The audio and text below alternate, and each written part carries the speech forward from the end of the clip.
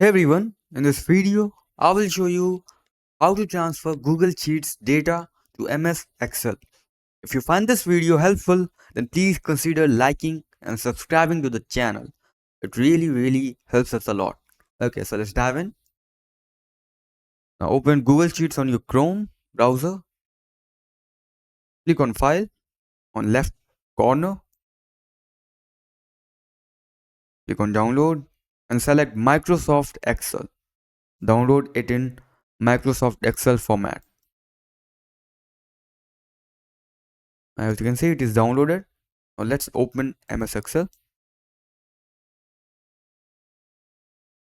Click on File on top left. Select New.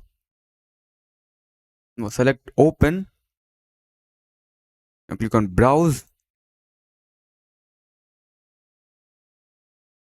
Select the sheet. That's it.